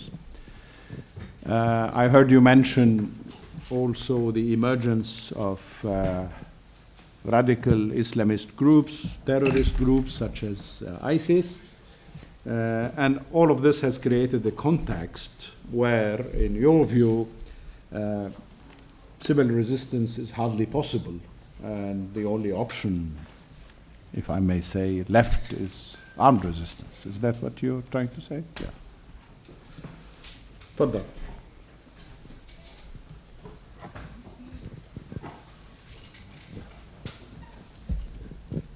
Hi, I'm Rada Abdul Hamid from University College London. First I wanted to make an observation that it seems that this discussion today reflects the ways in which the Arab Spring is viewed through the lens of international media, not only the Arab media. So the bulk of the discussion, with the exception of course of Helen and the lady from Amnesty International, was focused on all the other Arab countries with the exception of Bahrain. Bahrain didn't, have the very same attention from the audience as well as from the media outside. I mean, if you speak about the revolution in Bahrain, just like all the resistance in Bahrain, just like Ilham pointed out, many people would say, what Arab Spring, what resistance in Bahrain? I'm interested to ask this question about the ways in which the opposition viewed crackdown or violence from the government. In other countries, you feel that the discourse of the opposition was that when the regime is using violence to crack down on the opposition, many people actually encouraged responding in kind, responding with violence. As far as I know, and Ilham knows better about this than I do, the Bahraini opposition, people like Isa al-Qasim, Jam'iyat al-Wafaq, and the other, Rajab, and all the other activists, as far as I know, they didn't call for using violence in in response to the crackdown from the government. Is that was something inherent in the opposition, discourse of nonviolence, or was it more a practical dynamics that the Bahraini situation situated for the opposition, that they didn't have the choice to call for arms to use against the violence from the regime or Dir al-Jazeera when it came to Bahrain? So that was my question. Any comment about the military in Tunisia? Yeah, sure. Thank you very much for your question. I think yes, you're right that the military, there was an active role. I think it's a little bit more complicated than that. We're beginning to find out more and more what went on inside the regime in the run-up to the revolution that hasn't been looked at. I've got a very good doctoral student who's looking at that in a great deal and finding there are a lot of divisions in the regime. Now, in the case of the army, it seems to be, certainly what I had, it wasn't necessarily they refused to fire on protesters, they refused to protect the homes of the family of the regime, saying we're not here to protect the regime. And of course, one of the reasons behind the revolution was antipathy towards the president and particularly his wife's family, as I'm sure you know far better than I do. And that was the resistance. I did hear one interesting take on it, which I include in the book, by the son of a military general, who said that he was a cyber activist, and he said he had spoken to his father while the protests were mounting, and his father had said to him, I'm based out at this part of Tunisia, and we have received no orders to fire on people. And he said, we could do a nice little PR twist on this, and he put out the story that the army has refused to fire on protesters as a galvanizing story to get people thinking the army are now on our side. He also said this lionizes the army, particularly the general Rashid Ammar. All the praise that got heaped on the general, oh, he supported us, he hasn't fired on us, what a wonderful man staying out of politics. Very clever move to box him off. Tell him he's wonderful because he's not interfering, and he likes the praise, and he's not going to say, well, actually, you're all wrong, I'm going to interfere. He sort of takes the praise and goes with it. Now, that may be overstating it. I'm sure the story in the book by Yassin Ayari, the son of a general, maybe slightly overstating it, but I think the image of the military was used in that way. That said, as you say, President Bourguiba had deliberately created a small and weak army because he was very, very concerned about coup d'etat. And so they did say it, but I think it was played quite well with the opposition to make sure the army stayed out of the story. Thank you. Enhan, a word on Bahrain? Sure. Thank you for a really good question, actually. I think so I had just 5 minutes, so I was trying to just go over things quickly. There is actually a distinction between some of the grassroots movements that came out of 2011 and established political societies in Bahrain. So out of those sort of online youth groups which didn't have a very clear leader and weren't sure who was running the show there were calls for violence and calls to kind of go after police and attack them with things like Molotov cocktails, and things like that did happen. So on the one hand, yeah, there was some violence by especially these sort of anonymous kind of youth groups. The difference is between those and the formal opposition societies who are registered, who have been legally operating in the country since 2001. Among those groups, you're right, and people like some of the human rights activists, there hasn't been a call to violence. And I think that's mainly strategic, really. I think it's part of the calculation. I think they know that the minute if they do that, they won't be able to survive. And I say it's strategic because some of those organizations themselves, the kind of political societies, do have origins in the past of being underground and of using violence in the past.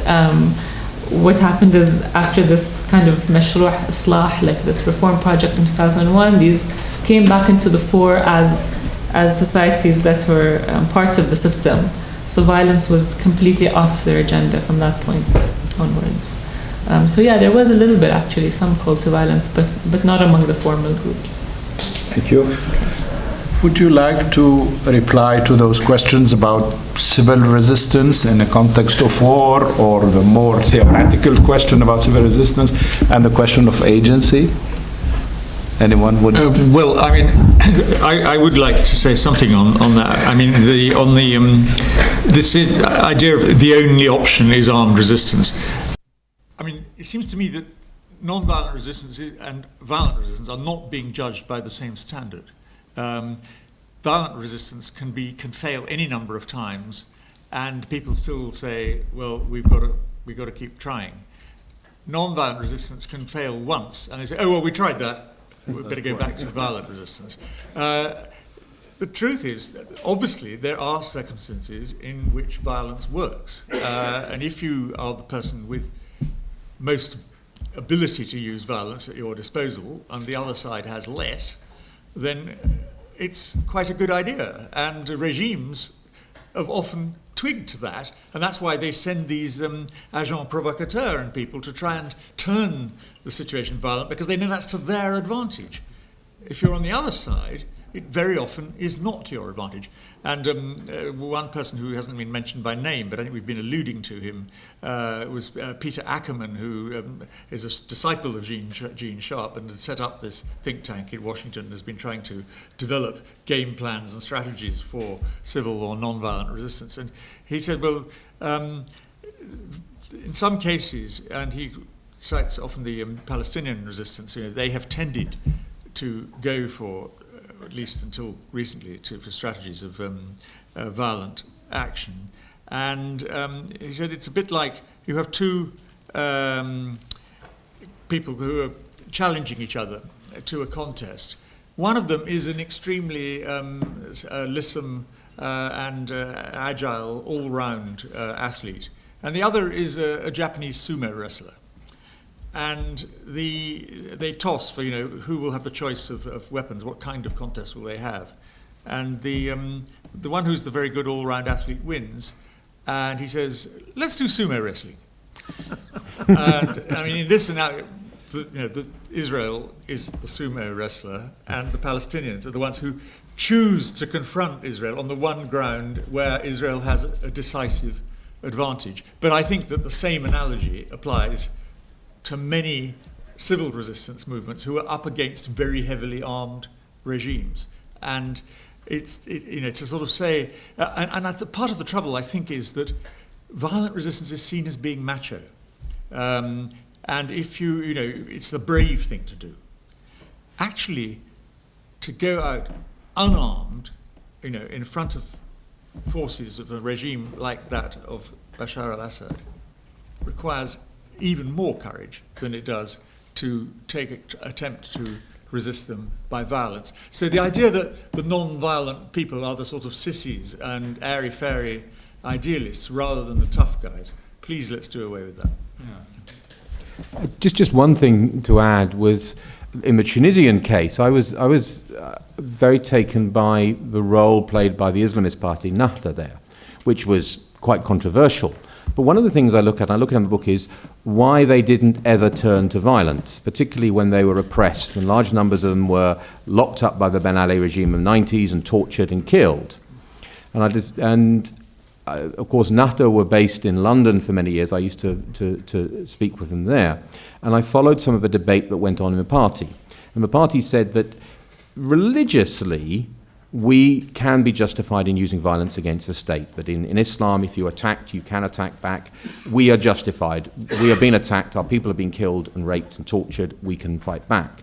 But the decision was taken that the moment the leadership, or certainly there was a big debate, the argument won out was, the moment we start using violence, we lose the moral high ground, and we never, ever, ever get it back again. And they will say, look at the Islamists, they're using violence, we can't deal with these people, we get them out. So they held on to a principle of non-violence all the way through, and I think that's certainly contributed to why Tunisia has come through in a reasonable state compared to many of the other countries. So I think that's the problem. It's a one-shot deal. If you lose the non-violence, certainly in this case, it was felt that would be thrown at you forevermore.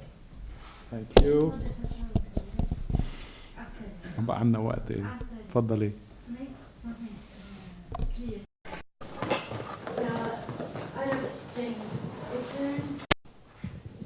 it turns into a war in the Middle East?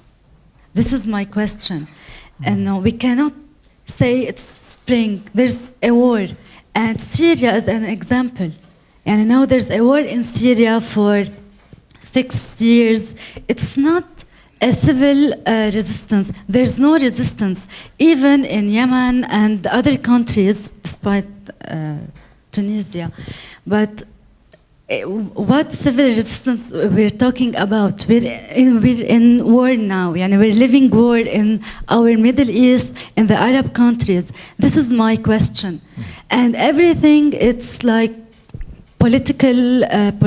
politicians are interfering, and the global economics, it controls the world, including every movement and every resistance, no matter what are the backgrounds of this resistance, if you get me. Please.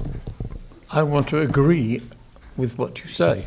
It's a really serious point, and the literature on civil resistance, unfortunately, sometimes has a quality of advertising agency material in that it tends to avoid mention of cases where civil resistance has then led to armed conflict. We had such a case in the United Kingdom where a civil rights movement in Northern Ireland morphed into a 20-year military or more years of confrontation, terrorist attacks, army repression, and so on. And I heartily agree with you. And in this book, we do state specifically that some civil resistance movements, especially in cases where they have not thought through exactly what political order they are trying to achieve, have led to the causation of war. And as you say, Syria is a particularly clear example of that. But what I think we should avoid is the conclusion that when a situation is tough, therefore civil resistance is not relevant. When you think about it, many of the cases in which civil resistance has been used have been cases which were spectacularly tough. For example, resistance against communist regimes in Eastern Europe. There had never been a case of a communist government that then changed into a democratic system before, with multi-party system. They were up against extreme difficulty. And it was precisely because of the extent of that difficulty and the awareness of the danger of military intervention by Soviet forces that they avoided violence and succeeded ultimately in achieving change. Admittedly, when circumstances became more favorable with the advent of Gorbachev, but it's important to be able to go with the flow of such changes. Very similar considerations applied in Czechoslovakia. And I think the conclusion to be drawn from some of the tough cases, including Egypt, is that civil resistance, rightly conducted, can make violence seem somewhat irrelevant. Look at in the book we have some detail on the response of Al-Qaeda's leaders to the astonishing developments in Egypt and how they clearly felt left behind and isolated and made irrelevant because all their years of utterly destructive terrorism had achieved practically nothing. And then this popular movement, avoiding use of violence, got rid of Mubarak. Now, it is true that that ended in tragedy, as we recognize in the book. But it's also true that one saw the possibilities of civil resistance in an inherently difficult situation, where, as you say, there was both violence from Al-Qaeda type movements and from the Egyptian army. And that's a pretty tough situation to operate in. I think the moral of the book as a whole is very much a moral that we need really thorough and honest and multidisciplinary analyses. And one of the questions related to multidisciplinarity, your question up there, it's absolutely crucial. And to look at these phenomena simply through a one-dimensional, or at best a two-dimensional approach is a huge mistake. One needs the expertise in history, in law, and sociology, in languages. All of these things are necessary to reach a serious conclusion about the events in any particular case. And if there's one message to our book, that's it. Thank you. Well, thank you very much. I'm afraid I'll have to bring this to a close. I'm sorry for those of you whose questions remain unanswered. I'm going to, most of you, I mean, half of the room is empty now. People are walking away. So that's the end of it. I wanted to remind you that the books, both books, Arabic, English, are on sale, and they could be signed by the authors if you so wish. So please help yourselves. Thank you very much. Thank you. Thank you very much. Many thanks to the speakers.